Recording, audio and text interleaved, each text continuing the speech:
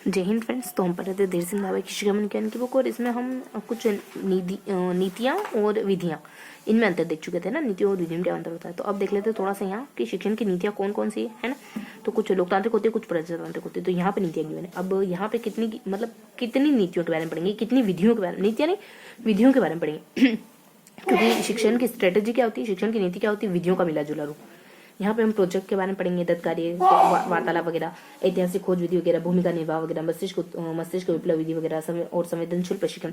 तो इन विधियों की जो मेन महत्वपूर्ण बातें हैं ना, अहम बातें, उनको देखेंगे अपन। ठीक है। तो प्रोजेक्ट विधि में कुछ यहाँ से लगाकर यहाँ तक इसके गुण दोष है ना, इसके सोपान, इसके प्रकार है, इसके सिद्धांत है। देखो सारी बातें महत्वपूर्ण है ना, गुण दोष, सोपान, सिद्धांत, प्रकार, ये सब। तो इसमें देखेंगे इसके प्रतिपादक किलपेट्रिक माने जाते हैं ना। इसके प्रतिपादक जॉन डीवी के शिष्य थे किलपेट्रिक। किलपेट्रिक का कहना है कि प्रोजेक्ट क्या होता है, जो बच्चे को प्रोजेक्ट करने के लिए दिया जाता है ना, बस उसे प्रोजेक्ट की बात हो रही है। तो किलपेट्रिक कहते हैं प्रोजेक्ट क्या होता है कि स्वाभाविक रूप से मन से किया गया काम ही प्रोजेक्ट होता है। अब इसके प्रकार कितने हो सकते हैं, या तो रचनात्मक, या तो समूह में करना होगा, या समस्या को सोल्व करना होगा, कलात्मक होगा, रचनात्मक होगा, है ना।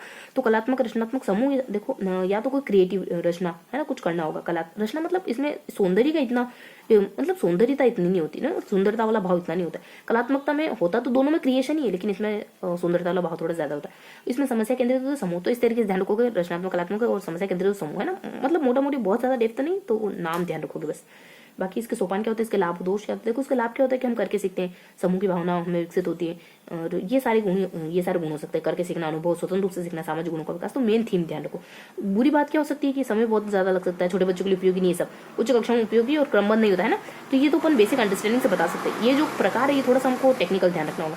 इसके सिद्धांत, इसके सोपान भी हमको सोपान तो फिर सिद्धांत तो अपन बता सकते हैं। इसमें क्रियाशील रहता है बच्चा, रुचि का सिद्धांत होता है, और कुछ इस तरीके के सिद्धांत हो सकते हैं जो मतलब ये बताए कि ये विधि मनोवैज्ञानिक है। एक तो उद्देश्यपूर्ण होता है, क्रियाशील होता है, वास्तविक होता है, उपयोगी होता है, स्वतंत्र का सिद्धांत, सामाजिक विकास का सिद्धांत है ना। बच्चे का सामाजिक विकास होता है, बच्चा स्वतंत्र रूप से सीखता है, और उपयोगी वगैरह हो जाता है, रुचि का हो जाता है, क्रियाशीलता करके सीखने का। ये सब बेसिक बेसिक सिद्धांत, मतलब इसमें क्या क्या फॉलो होता है, इससे बच्चे को क्या क्या बेनिफिट मिल सकते हैं, मतलब कौन कौन से ऐसे मनोवैज्ञानिक सिद्धांत जो फॉलो, बहुत बेसिक ध्यान रखें। सोपान थोड़े से महत्वपूर्ण है, जिनको अपन थोड़ा सा ट्रिकी तरीके से याद करेंगे। तो क्या है इसके सोपान, समस्या का चयन करेंगे, फिर उसको स्वरूप को समझेंगे, फिर समाधान को खोजेंगे, फिर समाधान को क्रियान्वित करेंगे, फिर मूल्यांकन करेंगे, फिर मूल्यांकन को भी चेक करेंगे। ठीक है। तो इस तरीके से कितने सोपान है, 6 सोपान। समस्या आएगी, फिर उसको मतलब समस्या को ही देखना करना, फिर समाधान को देखना करना, फिर समाधान चुनना, फिर समाधान को लागू कर लेना, फिर मूल्यांकन वगैरह कर लेना। ऐसा ऐसा मतलब हल्का हल्का सा ऐसे कुछ बिंदु है। तो चयन करना है, उसको स्वरूप को जानना है, देखो C और S, और समाधान की फिर प्लानिंग करना, फिर समाधान है, फिर क्रियान्वयन करना, फिर मूल्यांकन करना है। तो यहाँ से अपने समाधान और समाधान को चेक करना। तो यहाँ से अपने समाधान हो जाते हैं। यहाँ 2 समस्या का चयन करोगे, समस्या को ही जानोगे, उसके बाद समाधान का चयन करोगे, समाधान को लागू करोगे, समाधान का मूल्यांकन करोगे, समाधान लागू कर दिया, उसके बाद देखो यहाँ देखते हैं योजना बनाना, क्रियान्वयन। अच्छा, पहले समाधान की योजना बनाओगे, क्या समाधान चुने, है ना, और उसके बाद समाधान को लागू करना वगैरह, समाधान का क्रियान्वयन करना, समाधान का मूल्यांकन वगैरह करना, है ना, योजना का मूल्यांकन करना और योजना का आलेख तैयार करना। फिर ऐसे ही कुछ होगा कि मूल्यांकन के बाद वापस से कुछ मतलब फॉर्मेट में शायद ये हो सकता है कि मेंटेन करना है, रजिस्टर में लिखना कि हमने ऐसा ऐसा कुछ करा। ठीक है। तो 2 बिंदु और 3 बिंदु और इस तरीके से ध्यान रखोगे मोटा मोटी। तो ये हमने किलपेट्रिक जो प्रोजेक्ट विधि था ना, ये जान ली। तो बहुत ज्यादा हमको स्पेसिफाई होने की जरूरत नहीं, थोड़ा बस अंडरस्टैंडिंग लेवल पर आओ, धीरे धीरे चीजें अपने आप मतलब कुछ सरल होती जाएगी। अब देखो दत्त कार्य में कुछ नहीं होता, प्रोजेक्ट दिया जाता है छोटे छोटे, पाठ्य पुस्तक के छोटे छोटे दत्त कार्य दिए जाते हैं, कुछ खास नहीं। वार्तालाप विधि में क्या होता है, ये भी कुछ खास नहीं है, औपचारिक अनौपचारिक। समीक्षा नीति में क्या होता है कि पुनर्निरीक्षण, इसमें शिक्षक पाठ का तैयार पुनः प्रमुख बिंदुओं पर विचार करता है, पाठ को तैयार करके, और जो मेन हेडिंग है ना उनको, समीक्षा नीति मतलब कि जो भी मेन हेडिंग है उनको दोबारा से बच्चे के सामने रखना, ऐसा कुछ जानना प्रयास करता है। और कौन सा प्रकरण छात्रों के लिए अधिक उपयोगी है, शिक्षण में क्या दोष है, कैसे सुधार किया जाए, इसके लाभ उच्च कक्षा में उपयोगी होता है, इसके प्रकार और इसके बस ये शोध कार्य में आंतरिक मूल्यांकन, विश्लेषण क्षमता विकसित, उपयोग, प्रकार के मौखिक है, लिखित है, और समस्या है और सामान्य, मतलब समस्या और सामान्य तो यहाँ पे भी था। अच्छा, थोड़ा अलग था, समस्या और समूह था। समस्या और सामान्य मौखिक रिव्यू इतने और सीमाएं क्या है, निम्न कक्षा में उपयोगी व निम्न कक्षा में अनुपयोगी समय दिख लगता है। देखो ये इसका मतलब क्या है, यूं समझो, रिव्यू करना, समीक्षा नहीं मतलब रिव्यू करना। आपने जो पार्ट पढ़ लिया उसके बाद वापस से देखो कि इस पार्ट में कोई ऐसा पॉइंट तो नहीं है जो बच्चों को समझ में नहीं है। ये बड़ी कक्षा के लिए ज्यादा अहम हो सकता है, मतलब बड़ी कक्षा के लिए ज्यादा उपयोगी, छोटी कक्षा के लिए ज्यादा उपयोगी नहीं हो सकता।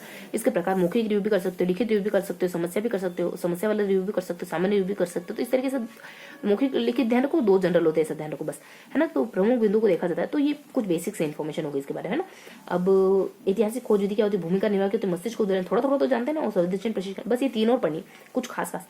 यहाँ पे हमको लगा कि सिर्फ 2 ही खास खास है, ये दोनों तो कुछ खास है नहीं, छोटी से बस बीच में नाम पर बता दी।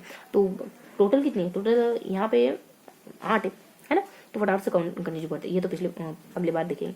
ऐतिहासिक क्या होती है और भूमिका निर्वाह क्या होती है, और एक क्या थी अपने मस्तिष्क उद्दीपन क्या होता है। देखो ऐसे खोज विधि क्या होती है, इसकी लाभ है, इसके दोष है, अच्छा फिर प्रश्नोत्तर, फिर बीच में प्रश्नोत्तर आ जाएगी, अपन जाते हैं। ऐतिहासिक खोज जेरोम ब्रूनर, इसमें क्या होता है कि छात्र प्रथम खोज करता है, अंतिम खोज करता है।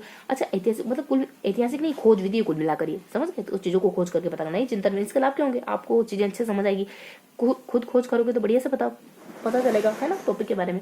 अगर खुद जानकारी जुटाओगे तो, है ना, संश्लेषण विश्लेषण क्षमता का विकास होता है, समझ सूझबूझ विकसित होती है, नवीन ज्ञान उपयोगी, भावनात्मक उद्देश्य, ज्ञानात्मक भावनात्मक उद्देश्य प्राप्ति होती है। सीमाएं क्या, सभी विषयों में उपयोगी नहीं, केवल प्रतिभा, हाँ सभी विषय खोज करके पढ़े जाए जरूरी तो नहीं हो, सभी बच्चे भी कर पाए ये भी जरूरी नहीं है। तो ये तो अंडरस्टैंडिंग लेवल की। तो प्रश्नोत्तर विधि सुकरात के द्वारा दी जाती है, प्रश्न पूछ करके, है ना, और सीमाएं के यांत्रिक व निरस्ता, है ना। तो इसमें बड़ी कक्षाओं के लिए और बहुत प्रश्न पूछना करना है, ये नीरस भी हो जाता है, ये कुछ खास बताने की जरूरत है। अब देखो भूमिका निर्माण क्या होता है, एक्टिंग मतलब रोल करवाना, रोल मॉडल, है ना, रोल प्ले करना एक्चुअली। तो इसमें जो भी आपके सामने लेसन वगैरह है उसको रोल प्ले करके बच्चे को सिखाओ। तो भूमिका निर्माण जयन मोरेनो, है ना। तो मान लो मोर का और किसी ने रोल प्ले करा, है ना, कोई मोर बना ड्रामा में, तो कोई कुछ बना, है ना। जनरली ड्रामा इससे होता है ना, जीव जंतु भी बोलते हैं, तो ऐसा ध्यान रखो।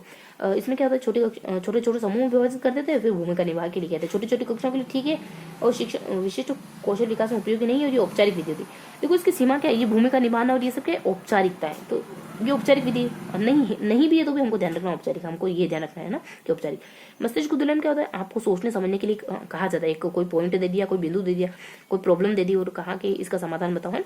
तो आपके ब्रेन को इसमें ना आपको वर्क करना पड़ेगा, कुल मिलाकर के आपको सोचना समझना पड़ेगा। आपको कोई क्वेश्चन दे दिया जो आपको नहीं आता था और कहा कि इस पे लिखो, कम से कम 1 पेज लिखो, तो आपको सोच समझ के लिखना होगा ना। तो इसी को कहते हैं मस्तिष्क ब्रेन स्टोरिंग, है ना, अपने जो भी नॉलेज आपके भीतर है उसका इस्तेमाल करके। तो ये ऑसबॉर्न ने दी है और इसमें छात्रों की समस्या रखी जाती है और स्वतंत्र होकर चिंतन करने के लिए क्या जाता है। लाभ क्या है कि सृजनात्मक, ये क्रिएटिविटी को जन्म देती है। आप मन से कुछ समाधान बताओगे तो क्रिएटिविटी, भावनात्मक ज्ञान, कुछ खास नहीं। संवेदनशील प्रशिक्षण, इसमें छात्रों के आपसे संबंध विकसित करके उन्हें किसी समस्या को, मतलब ये तो कुछ खास नहीं। देखो इसमें से आप थोड़ा सा दोहरा लेते हैं, हमने क्या क्या पढ़ा। तो हमने कुछ बेसिक विधियां पढ़ी, इस तरफ हमने कुछ 3-4 विधि पढ़ी और इस तरफ भी 2-3 विधियां पढ़ी। सबसे अहम विधि यहाँ पे मेरे को लगी किलपेट्री वाली, है ना। उसके बाद 2 छोटी सी विधियां थी और एक और अपने कुछ लास्ट में, मतलब कुल मिला के 4 विधियां यहाँ पे कवर हो रही थी, जिसमें से एक ध्यान रही और 2-3 छोटी सी थी, बहुत माइनर सी। सामने की तरफ भी अपने फिर 4 ही होगी, है ना, जिसमें से अपन कहते थे कि एक प्रश्नोत्तर वाली हो जाती है, एक नीचे संवेदनशील करके, है ना, हमने पढ़ी तो नहीं है पर हाँ तो हल्का हल्का देखा है, और एक मस्तिष्क को ब्रेन स्टोर्मिंग करके, और इस तरीके की कुछ विधियां, है ना। तो थोड़ा सा अपन ध्यान रखेंगे कौन कौन सी विधियां। पहले तो अपने खोज विधि है, प्रश्नोत्तर है ना, और फिर भूमिका वगैरह है, फिर मस्तिष्क उद्दोलन वगैरह है, और संवेदनशीलता। तो 1 2 3 4 5 यहाँ पे 4 यहाँ पे और 5 यहाँ पे, और यहाँ तो कुछ दो तरीके की हो सकती विधियां बता रखा, यहाँ कुछ है नहीं। लोकतांत्रिक विधियों में बालक प्रधानता शिक्षण का स्थान कौन मनोविज्ञान विधि, ठीक है। तो इस तरीके से हमको यहाँ हमको कौन कौन सी विधियां बताएंगे, थोड़ा सा पहले बताएंगे। प्रश्नोत्तर विधि, खोज विधि है, भूमिका निर्वाह विधि हो जाती है, मस्तिष्क उद्दोलन विधि, संवेदनशील विधि हो जाती है। ये सारी विधियां को यहाँ बतानी। यहाँ पे कौन सी बतानी, तो यहाँ पे किलपेट्री वाली बतानी, और 1-2 दत्तकारी वाली बतानी, और एक लास्ट में कौन सी शुरू हो रही, समीक्षा करके और वार्तालाप करें, है।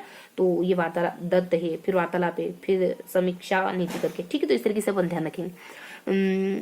तो दत्त है, वार्तालाप है, समीक्षा नीति करके। तो ये बेसिक हमारी कुछ इस तरह विधियां हो जाती है। इस तरह देखो किलपेट्री के बारे में जानते हो, सो सिद्धांत तो आसान है, प्रकार पहले थोड़ा सा रचनात्मक, कलात्मक और समूह समस्या, है ना, और इसके प्रकार हो गए, और इसके सिद्धांत हो गए, और किलपेट्री की योजना के लाभ और दोष हो गए, है ना, गुण दोष हो गए, कि इससे हम प्रोजेक्ट के गुण क्या हो सकते हैं, मतलब व्यवहारिक जीवन के बारे में जानते हैं, चीजों को करके सीखते हैं। और दोष क्या हो सकते हैं, हर विषय के लिए, हर बच्चे के लिए जरूरी तो नहीं है, और समय बहुत ज्यादा लगता है, बेसिक बात है।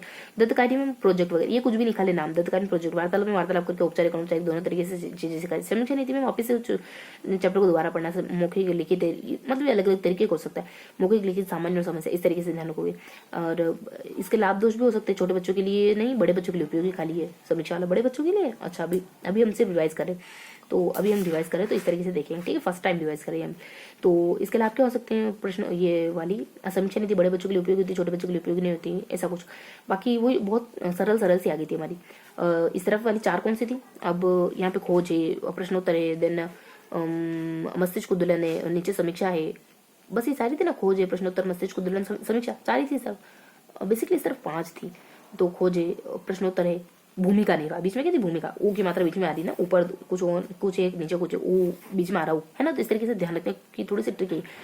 तो अपन जानते ही है जैसे कि बीच में भूमिका निर्वाह जो होती है, भूमिका निर्वाह अपने जेल मोरन को दी जाती है, ये औपचारिक होती है ना, ये इसकी औपचारिकता इसकी हानि है डीमेरिट से। मेरिट से इसकी कि इससे आप चीज़ें अच्छे से सीख जाते हो, छोटे बच्चों के लिए उपयोगी वगैरह होती है, तो बहुत बेसिक बेसिक जानकारी है। और इसके अलावा ये तो भूमिका हो गई बीच वाली। अब ऊपर दो और नीचे तो कौन सी थी, ऊपर खोज विधि थी और एक प्रश्नोत्तर। तो खोज विधि जर्मन ब्रूनर के द्वारा चीजें खोज करके सीखना, ये सब है ना।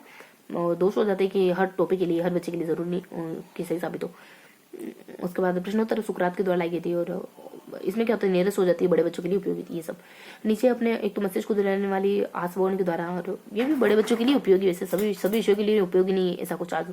समीक्षा वाली मतलब संवेदनशीलता वाली, समूह बनाकर बच्चों में मतलब समूह बनाकर टॉपिक के बारे में जानना है ना। संवेदनशील मतलब संवेदनशीलता ऐसा कुछ आया था यहाँ पे और कुछ था, तो इस तरीके से हमने फर्स्ट बार देख लिया। अब देख लेते कुछ कोई विशेष बात लगी कि आपको छात्रों के संबंध विकसित करके उन्हें किसी समस्या का के प्रति संवेदनशील। अच्छा, संवेदनशील प्रशिक्षण विधि मतलब समस्याओं के प्रति संवेदनशील रहना, ठीक है।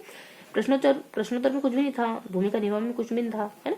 और यहाँ था अच्छा इसके सोपान बहुत महत्वपूर्ण है। तो कितने सोपान है, दो। समस्या पता करना इसको स्वरूप करता है, समाधान पता करना, समाधान का क्रियान्वयन करना, समाधान का मूल्यांकन करना। ओके, देन लास्ट में वापस आलेख वगैरह तैयार कर लेना। तो ये लाभ दोष के अलावा इसके प्रकार और सोपान इंपॉर्टेंट है। बाकी तो अपन लाभ गुण दोष और सिद्धांत तो इसे भी पता कर सकते हैं। तो ये कुछ बहुत बेसिक देखो, औपचारिक अनौपचारिक और संरचनात्मक ये वार्तालाप कितने प्रकार का हो सकता है, उद्देश्य गुण नियोजित होता है। और यहाँ पे प्रकार और लाभ ये बड़ी कक्षाओं के लिए है ना। सीमाएं क्या है कि अनुपयोगी होती है छोटी कक्षाओं के लिए, बड़ी कक्षाओं के लिए उपयोगी छोटी। तो बेसिक बातें हमने फर्स्ट बार रिवाइज कर लिया। ये भी देख लिया कि कौन कौन सी बातें छोटी थी। तो संवेदनशील बनाया जाता है किसी टॉपिक के प्रति, ये है संवेदनशील प्रशिक्षण विधि, ठीक है। तो बस दो बार दोहरा लेते हैं। देखो दोहराना क्या है, कुछ भी खास नहीं आया यहाँ पे, कुछ भी खास नहीं है, सिर्फ और सिर्फ प्रतिपादकों के नाम है, सिर्फ और सिर्फ प्रतिपादकों के नाम है। बाकी सारी विधियां बहुत छोटी छोटी सी थी, सिर्फ और सिर्फ प्रतिपादक नाम है, सिवाय किलपेटिक वाली प्रोजेक्ट की समस्या मतलब इसके सोपान क्या होते हैं, इसके बस उसके प्रकार कितने होते हैं, बाकी तो वही इसके सिद्धांत वगैरह, इसके गुण दोष वगैरह और कौन इसके प्रतिपादक है, इस तरीके की जानकारी। बाकी सिर्फ आपको नाम बताना है कि इसके प्रतिपादक कौन है, और बाकी इसके गुण दोष और जो भी एडिशनल इन्फॉर्मेशन है ना, वो बहुत ज्यादा इजी है, आपको नाम से पता चल जाएगा। एक दत्त कार्य वगैरह हो जाता है। इसके बाद एक और कुछ था, और फिर अपने वो समीक्षा नीति करके था, है ना। हाँ, तो समीक्षा नीति वगैरह हो जाता है, दत्त कार्य है और एक और समीक्षा नीति करके हो जाता है। फिर सामने की तरफ अपने बीच में तो भूमिका निर्वाह था, बीच में यहाँ भूमिका निर्वाह किया, तो ऊपर कुछ दो विधियां जाती है और नीचे कुछ दो विधियां जाती है। ऊपर अपन कहते थे कि एक तो प्रश्नोत्तर वाली जाती है और एक अपने तो इस तरीके से कुछ बेसिक विधियां हो जाती है। चलो मस्तिष्क एक तो अपनी हो जाती है, अब बीच में भूमिका आया था ना, और ऊपर अपने नीचे अपने मस्तिष्क को दिल में संवेदनशीलता, और ऊपर दो विधियां थी अपने एक, चलो बिल्कुल इजी से कोई विधियां थी। अब यहाँ पे कैसा था, यहाँ पे पूरा यहाँ किलपेटर के बारे में गिवन था, यहाँ दत्त कार्य थोड़ा सा मतलब, और यहाँ समीक्षा वाली विधि और एक और कोई हल्की सी विधि थी। इस तरीके से हमने सेकंड बार रिवाइज कर लिया, आप थर्ड बार रिवाइज कर लेते। तो यहाँ पे हमने पूरा ही, अगर इस पेज बेसिकली यहाँ पे था, देखो यहाँ पे इस वाले पोर्शन में पूरी किलपेटर वाली योजना विधि कवर हो रही थी, है ना। उसके बाद यहाँ पे 3 छोटी विधियां थी, जैसे कि दत्त कार्य हो जाता है, जैसे कि एक और कोई है, और फिर समीक्षा नीति वगैरह हो जाता है। फिर यहाँ पे आ जाता है, तो यहाँ पे हर एक स्लॉट में यहाँ पर मतलब यहाँ से यहाँ कुछ, एक यहाँ मतलब कुल मिला के 5 बता रही हूँ। तो एक यहाँ हो जाती है, एक मेनली बीच में हो जाती है, कुछ 2 ऊपर हो जाती है, इस तरीके से कुछ 2 नीचे हो जाती है। तो बीच में हो जाता है भूमिका निर्वाह, उसके बाद दत्त कार्य, और एक देखो ध्यान आ रहा है एक वार्तालाप। क्या हो जाती है वार्तालाप, क्योंकि दत्त में यहाँ त है और वार्तालाप में यहाँ ऊपर र है, तो ऐसा मतलब थोड़ा सा टेक्निक बना लो, ऐसे और ऐसे ऐसा। तो अब यहाँ 2 हो जाती है, यहाँ 2 हो जाती है। यहाँ बेसिकली एक तो यहाँ तो अपने मस्तिष्क को दुलन करके हो जाती है, और फिर अपने संवेदनशीलता हो जाती है ना, मस्तिष्क में आधा शब्द आता है ना, और संवेदनशीलता में और ऊपर हो जाती है अपने ऐसे ही कुछ आधा करके देखोगे, देख तो प्रश्नोत्तर, और एक जैसे कि इसमें प्रश्नोत्तर में गिठान आ जाए ना, ऐसा कुछ ध्यान रखा था। तो मोटा मोटी हमारे 3 बार रिवाइज हो गई। अब हमको लिखना रहा बस, है ना। तो कुल मिला के हमने क्या देखा, हमने ना यहाँ पे कुछ विधियों के बारे में जाना। कौन सा है ये पेज नंबर देखो 163 पढ़ा, फिर 174 पे आ गए सीधा, और अब 175 पे डिस्कस करेंगे। ठीक है। तो 175 में हम इस पेज को अगर ऐसे देखें ना, तो यहाँ हम कुछ मेन तो किलपेट्रिक वाली योजना विधि पढ़ लेते हैं, उसके बाद कुछ छोटी छोटी 1, 2 और 3 विधियां पढ़ते हैं। यहाँ पे मेन बीच सेंटर में कुछ एक विधि पढ़ लेते हैं भूमिका निर्वाह, फिर 2 विधियां यहाँ पढ़ते हैं और 2 विधियां यहाँ पे पढ़ते हैं।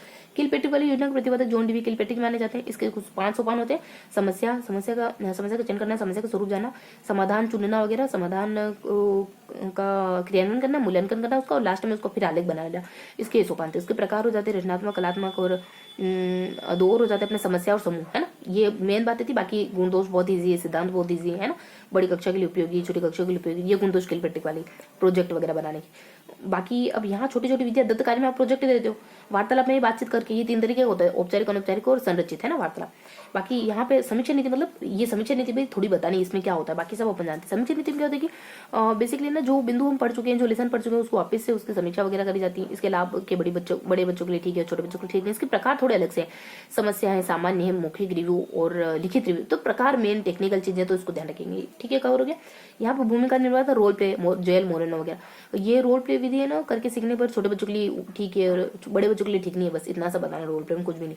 अब ऊपर कुछ और नीचे कुछ। तो एक तो देखो यहाँ ऊपर पता चल रहा प्रश्नोत्तर विधि जो सुकरात लेकर आए थे, और ये भी निरर्थक साबित हो जाती कभी कभी। अब यहाँ पे ये वाला पोर्शन थोड़ा सा मिस हो रहा है, कौन सी विधि। अब नीचे आ जाते हैं तो स पर ध्यान रखें। मस्तिष्क वगैरह है, और मतलब मस्तिष्क उद्दोलन करके और संवेदन, मस्तिष्क उद्दोलन आसबोन के द्वारा, और यही कि बड़े बच्चों के लिए उपयोगी थी, छोटे बच्चों के उपयोगी नहीं होती मस्तिष्क उद्दोलन विधि, है ना। स्वतंत्र रूप से सोचने, चिंतन करने का कहा जाता है। लास्ट में संवेदनशील प्रशिक्षण, मतलब ग्रुप बना के किसी समस्या पर संवेदनशील तरीके से सोचने के लिए कहा जाता है। अब ये देख लेते हैं यहाँ पे क्या है। तो यहाँ पे बेसिकली अच्छा खोज विधि क्या है, खोज विधि। तो खोज विधि जेरोम ब्रूनर लेके आए थे। खोज विधि बड़े बच्चों के लिए ठीक है, छोटे बच्चों के ठीक नहीं है, हर टॉपिक के लिए भी ठीक नहीं है, ये सारी बातें। सूझबूझ का विकास करते हैं आपने, तो ये जेरोम ब्रूनर क्या है। यहाँ पे खोज देखो ऐसे ध्यान रखोगे, यहाँ पे बीच में गिठान है और यहाँ पे ऊपर गिठान है, ऐसे ध्यान रखने की कोशिश करोगे। बाकी ये तो मस्तिष्क में स यहाँ पे भी आ रहा है, और मतलब यहाँ पे भी मतलब थोड़ा बहुत कई कुछ ट्रिक जोड़ लोगे, चीजें भूल रहेगी। अब यहाँ पे जैसे कि ये दत्तकारी में ये तो ऐसे हो रहा, ऊपर यहाँ र आ रहा है ना। बाकी समीक्षा तो पुनर्निरीक्षण तो बहुत ईजी होंगे। तो इस तरीके से हमने सारा कुछ जान गया ना, कुछ तो नहीं बचा। ये सोच मतलब ये इसमें कौन सा सिद्धांत काम करता है तो बहुत बेसिक था। तो इस तरीके से हमने पेज नंबर 175 को अच्छे से पढ़ा है। ओके, तो अब मिलते हैं अपन इन तीनों पेजेस के रिवीजन के साथ।